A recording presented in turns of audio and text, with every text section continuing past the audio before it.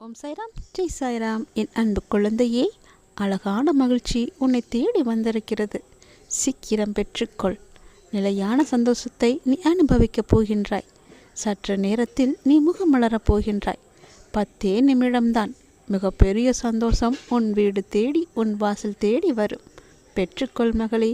இது என் கையால் என் குழந்தைக்கு நான் கொடுப்பது. நம்பிக்கையுடன் இரு.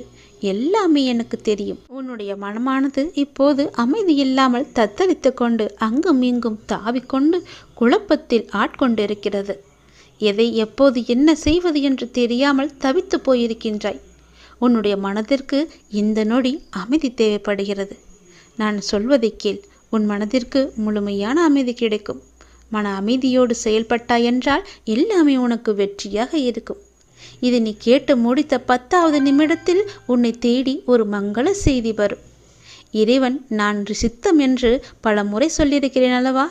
இதுவும் இறைவனுடைய சித்தம்தான். நீ வேண்டுமென்றால் உன்னை நீயே சோதித்துப்பார். இறைவனின் சித்தம் இருந்தால் மட்டுமே இதை உன்னால் கேட்க முடியும். நிச்சயம் கேட்பாய். ஏனென்றால் இறைவனின் அனுகிரகம் பெற்றவர்களுக்கு மட்டுமே இது கண்ணில் படும். அவர்களின் செவி வந்து சேரும். நிச்சயம் நீயும் ஒருவனாக இருப்பாய் என்று நம்புகிறேன். கேள். நீ எப்பொழுதும் அமைதியாகவே இருக்கக்கூடாது. யார் உன்னை கீழே நோக்கி விழ செய்தார்களோ அவரை நோக்கி நீ மேலே எழு. எதற்காகவும் தயங்கி போய் கூனி குறுகி நிற்காதே. உனக்கு துணையாக உன் அப்பன் ஈசன் நான் இருக்கிறேன். நீ கவலையின்றி தைரியமாக மேலே எழுந்து வா. நீ மேலே எழும்புவதற்கு என்னுடைய கையை தருகிறேன். என் கையை பிடித்து கொண்டு நீ மேலே எழுந்து வா. நீ ஒரு இடத்தில் அவமானப்படும் போது கூனி குறுகி நிற்காமல் அவதாரம் எடுத்து காட்ட வேண்டும். கீழே வீழ்கின்ற போது விஸ்வரூபமாக எழ வேண்டும். உன் மனம் புண்படுகின்ற போது எல்லாம் புன்னகை செய். அதுவே அவர்களுக்கு மிக பெரிய தண்டனையாகிவிடும். நீ அவர்களிடம் வாதாடுவதை விட்டுவிட்டு நான் அவர்கள் முன்னையில் வாழ்ந்து காட்டுவேன் என்ற சபதம் எடு. நீ அன்பிற்காக ஏங்கி தவிக்கும் ஒரு இதயத்தை எந்த நிலையிலுமே அலட்சியப்படுத்தாதே. உன்னுடைய அன்பிற்காக ஏங்கி தவிக்கும் பல பேர் இருக்கின்றனர். உன்னை உயிராய் நினைக்கும் உறவு உன்னை விட்டு போகப் போகிறது. அதனால் உன்னுடைய கோபத்தை நீ விட்டுவிடு. அலட்சியப்படுத்தாதே அவர்களை. ஏனெனில் அதனை விட இவ்வுலகில் பெரிய பாவம் எதுவுமே இல்லை. உன்னை நம்பி வந்த உறவு அது. ஒருவனிடம் தர்ம சிந்தனை இருக்கும் பொழுது அந்த தர்மமே அவன் எதிர்காலத்தை பார்த்து கொள்ளும். ஏனென்றால் ஒரு மனிதன் என்ன பிரார்த்தனை செய்தாலும், எத்தனை மந்திரங்கள் உரியேற்றினாலும், எத்தனை அபிஷேகங்கள் யாகங்கள் செய்தாலும் கூட அவனிடம் உதவும் குணம் இல்லை என்றால் இறையருளை பெற முடியாது. ஒரு மனிதன் இறையருளை பெற வேண்டுமென்றால், ஏன் இறை நம்பிக்கை இல்லாவிட்டாலும் கூட பரவாயில்லை, தர்ம குணமும் பிறருக்கு உதவும் குணமும் இருந்துவிட்டால் போதும். இவன் இறைவனை தேடி போக வேண்டியதில்லை. அந்த இறைவனை இவரை தேடி வந்து விடுவார். இவன் இல்லம் நோக்கி வந்து விடுவார். எவன் அதிக அளவு தர்மம் செய்கிறானோ அவனிடம் இறையே வந்து கையேந்தும். அந்த அளவுக்கு தானத்திற்கு அவ்வளவு ஒரு மகிமை. பக்தினி, நீ இப்போது ஏன் குழம்பி போயிருக்கிறாய்? உனக்கு என்ன வர வேண்டும்? உனக்கு ஆரோக்கியம், பொருளாதாரம், மன நிம்மதி எதுவாக இருந்தாலும் என்னிடம் கேள். நான் உனக்கு தருகிறேன். நீ யாரிடமும் போய் கையேந்த வேண்டாம். நீ கவலைப்படாதே. யாரிடமும் கையேந்தும் நிலைப்படி நான் உன்னை வைக்க மாட்டேன். உன்னுடைய எல்லா பிரச்சனைகளுமே நான் தீர்த்து விடுகிறேன். என்னை நம்பு. என்னை முழுவதுமாக நம்பு.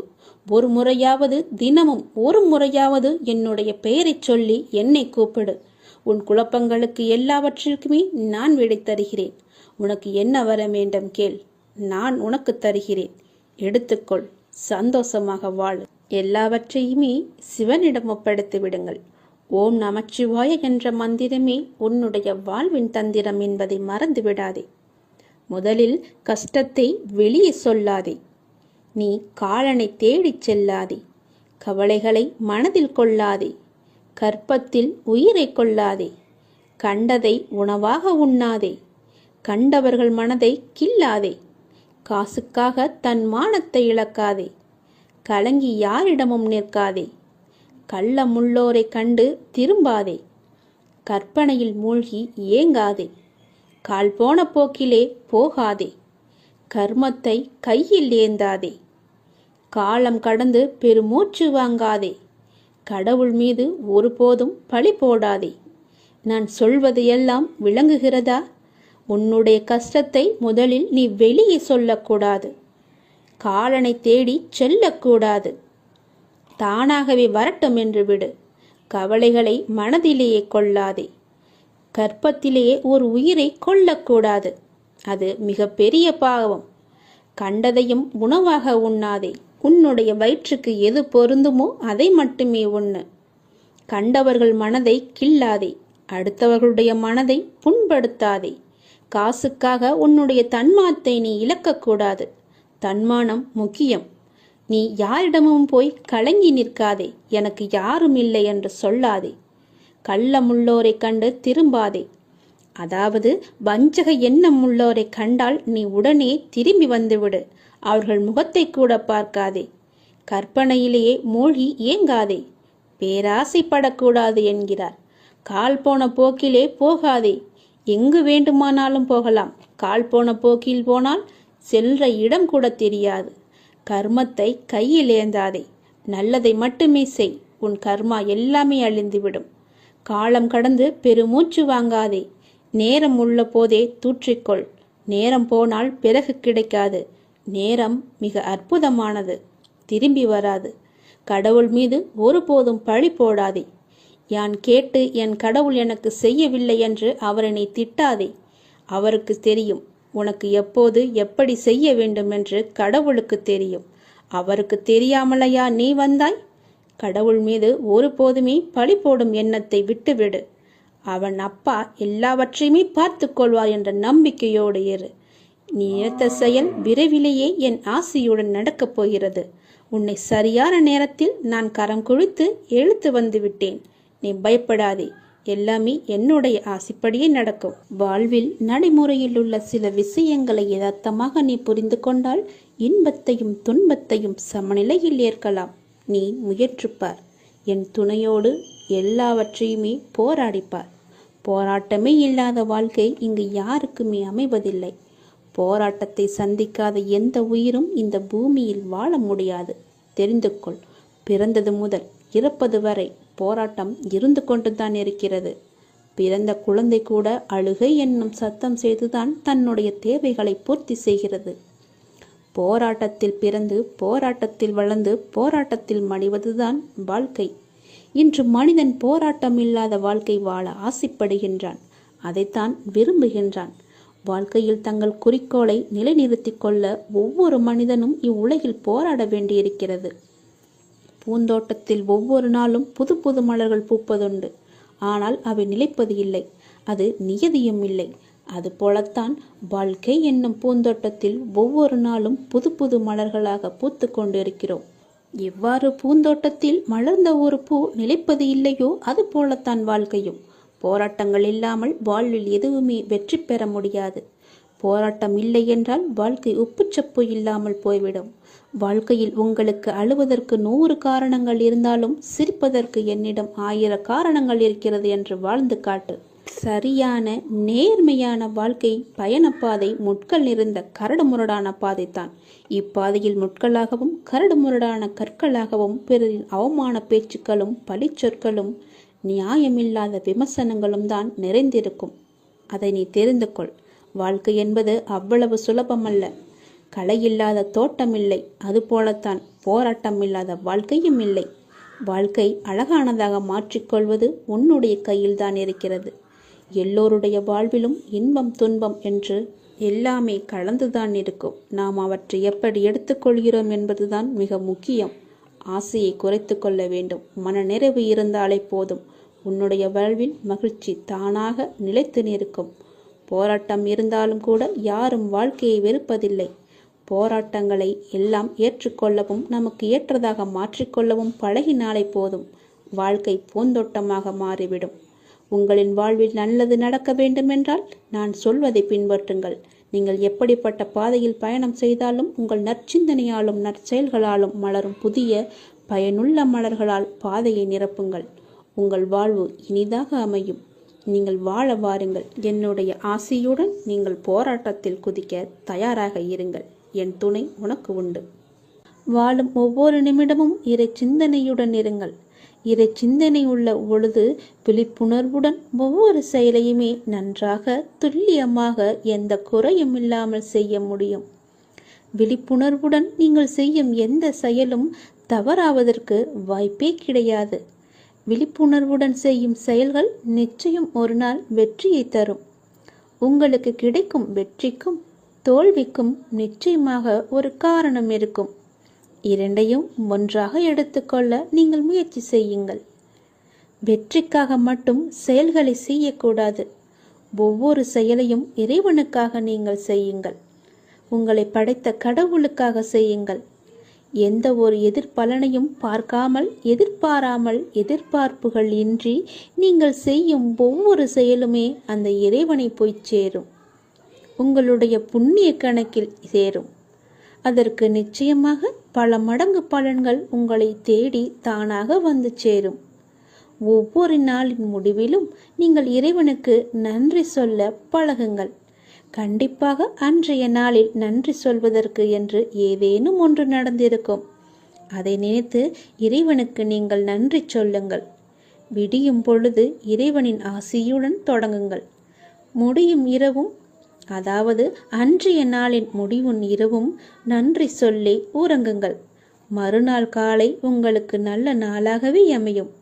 இன்று எங்களுக்கு அமைத்து கொடுத்ததற்கு மிகவும் நன்றி இறைவா என்று இறைவனுக்கு நீங்கள் நன்றி சொல்லுங்கள். ஒவ்வொரு நாளின் தொடக்கத்திலும் இறைவன் மீது முழு நம்பிக்கையுடன் நீங்கள் தொடங்கி பாருங்கள். உங்கள் வாழ்வு எப்படி இருக்கிறது, அன்றைய நாள் எப்படி அமைந்திருக்கிறது என்று தானாகவே தெரிய வரும். எழுந்திருக்கும் பொழுது சட்டென்று எழுந்திருக்காமல் இறைவனின் பெயரை சொல்லிவிட்டு எழுந்திருங்கள். நன்றாகவே இருக்கும். ஒரு நிமிடம் சுதாரித்து கொண்டு பிறகு ஏந்திரியுங்கள். அப்பாவின் பெயரை சொல்லி எழுந்திரியுங்கள். உங்கள் வாழ்க்கை மீது உங்களுக்கு இருக்கும் அக்கறையை விட உங்களை படைத்த இறைவனுக்கு நிச்சயமாகவே அதிக அக்கறை இருக்கும். நம்புங்கள், நன்றாக நீங்கள் வாழ்வீர்கள். இதனை உணர்ந்தால் இறைபலமும் மனோபலமும் உங்களிடம் அதிகரிக்கும் தானாகவே. இறைவனின் அருளும் ஆசியும் உங்களிடம் நிறைந்திருக்கும் முழுவதுமாகவே. எப்போதும் இறைவனின் அருளோடும் ஆசியோடும் நாம் தொடங்கும் நாள் வெற்றி நாளாகவே நமக்கு அமையும். இறைவனுக்கு நன்றி சொல்ல மட்டும் நீங்கள் மறந்து விடாதீர்கள். இறைவனின் நாமத்தை ஜெபித்து கொண்டே இருங்கள். சோகம் என்னும் பறவை உங்கள் தலைக்கு மேல் பறப்பதை தடுக்க முடியாது. ஆனால் தலைக்கு மேல் கூடு கட்டுவதை தவிர்க்கலாம் தானே?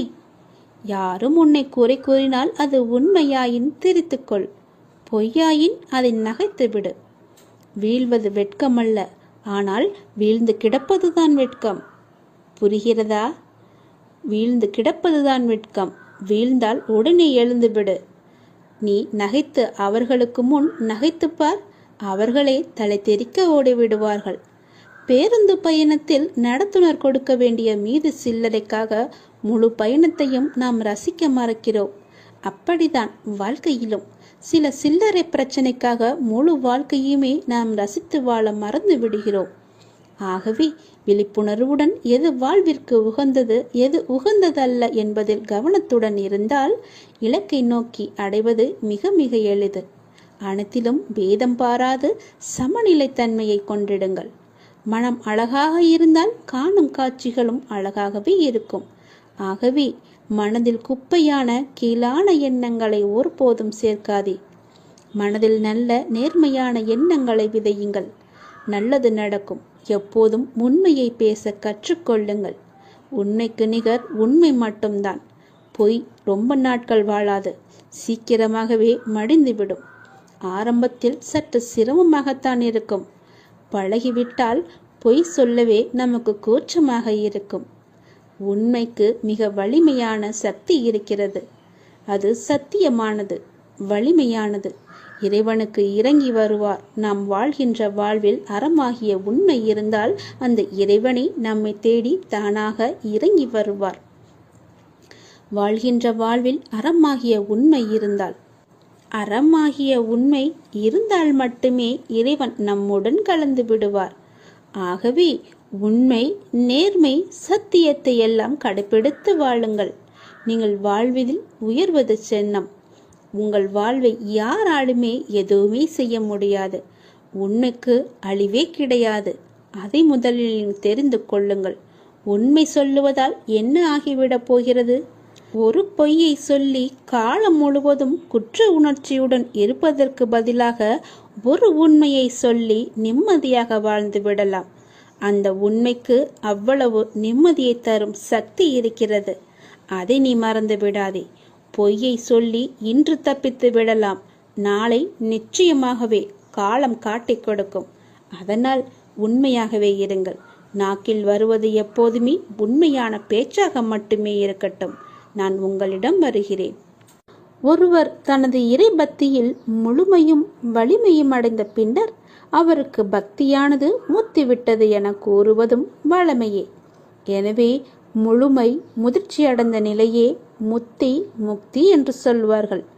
முதிர்ந்த பழம் முதிர்ந்துவிடும், முதிர்ந்த உயிர் இறந்துவிடும்.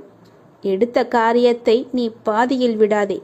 செய்வதை திருந்தச் செய் என்ற உபதேசம் அனைவருக்குமே பொருந்தும். குருவை அடைந்து மரியாதையுடன் கற்றுக்கொள். கற்றதை மனனம் செய்து உருவேற்றிக்கொள் என்பது எல்லா மாணவர்களுக்குமே பொருந்தும். தொழில்நுட்பத்தை தெரிந்து கொள்ள முனையும் மற்றவர்களுக்குமே உரிய உபதேசம்தான் இது. எதற்காக எனக்கு சொல்கிறேன் என்று கேட்டதை, நீங்கள் ஆசைப்படுவதெல்லாம் கிடைக்காமல் இருப்பது உங்களை ஒரு சிறந்த வாழ்க்கைக்கு கொண்டு செல்வதற்காகவே இருக்கும் என்பதை நம்பு. முடிந்தவரை உங்கள் வேலையை நீங்கள் சிறப்பாக செய்து விடுங்கள். யாரிடமும் உங்கள் வேலையை ஒப்படைக்காதீர்கள். உங்களுக்கு கிடைக்க வேண்டிய அங்கீகாரம் தானாகவே கிடைக்கும். நேரத்தையும் வாய்ப்பையும் ஒருபோதுமே வீணடிக்காதே.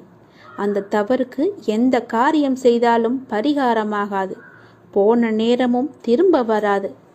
யாருக்காகவும் நேரம் காத்திருக்காது. பொறுத்துக்கொள். நீங்கள் செய்யும் ஒவ்வொரு நல்ல காரியமும் அதற்கான நன்மைகளை காலம் கடந்தாவது அழைத்து கொண்டு உங்களிடம் வந்து சேர்க்கும். வெற்றி என்ற முகத்துடன் உங்களிடம் வந்து சேரும். நீ நிராகரிப்புகளை எல்லாம் கண்டு நெஞ்சு உடையக்கூடாது. உன்னை யாராவது தூக்கி எறிகிறார்கள் என்றால் இறைவன் உன்னை மேலே தூக்கி விடுகிறான் என்று அர்த்தம். அதனால் நீ பயப்படாதே. தூக்கி எறிந்தவர்கள் போகட்டும், நான் உன்னை தூக்கி விடுகிறேன்.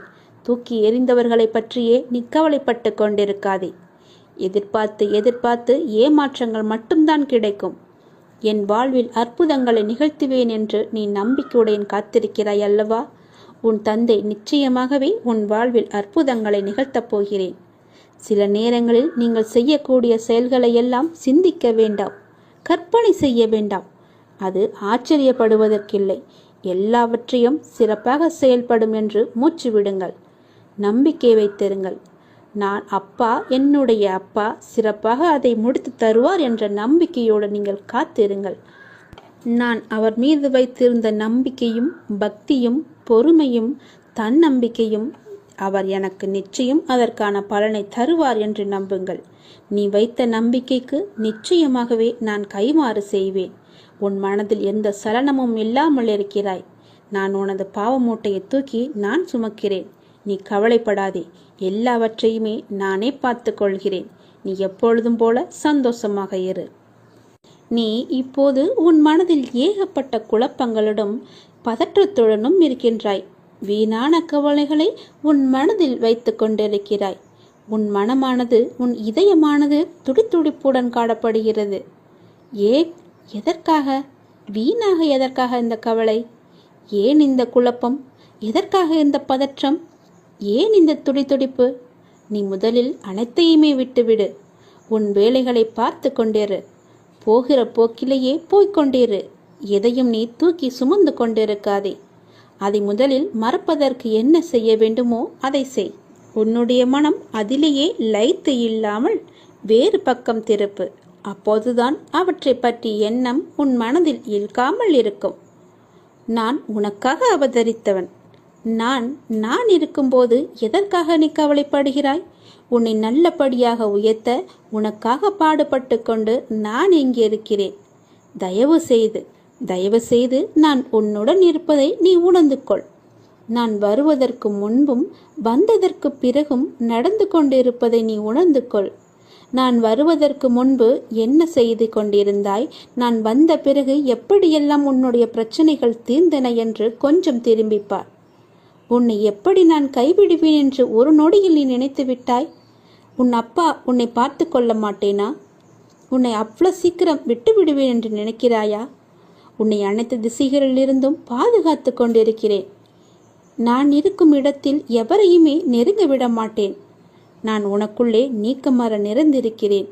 என் கண் பார்வை உன் மீது விழுந்து கொண்டிருக்கும் போது எந்த கெடுதலும் வந்து உன்னை துன்புறுத்திவிட முடியாது. தெரிந்து கொள், எந்த துன்பமும் உன் அருகில் கூட வர பயப்படும். நான் இருக்கிறேன், நீ பயப்படாதே. உனக்கு வரும் பிரச்சனைகள் எல்லாமே சிறு சிறுவைதான். பயப்படாதே. பெரிதாக ஒன்றையும் நான் கொடுக்க மாட்டேன். கொஞ்சமாவது உனக்கு பக்குவம் வேண்டும் என்பதற்காகத்தான் இதையெல்லாம் கொடுத்தேன். சின்ன பிரச்சனையை பெரிதாக பார்க்காதே. மனதில் போட்டு குழப்பத்தை ஏற்படுத்தாதே. உன்னை நீயே பதற்றப்பட வைக்காதே. வீணான கவலைப்பட்டு உன் உடம்பை நீ வீணடிக்காதே. உன் இதயம் சீராக துடிக்க வேண்டும். அப்பொழுதுதான் நீயும் நன்றாக இருப்பாய். எப்படி என் வேண்டுகோள்கள் அனைத்தையும் இப்படி நிறைவேறியது என விரைவிலேயே நீ ஆச்சரியப்பட போடுகிறாய். கவலைப்படாதே குழந்தையே. என் கண்ணிலிருந்து வரும் அருள் கதிரால் நீ பாதுகாக்கப்படுகிறாய். அதனால் நீ கவலையை விடு.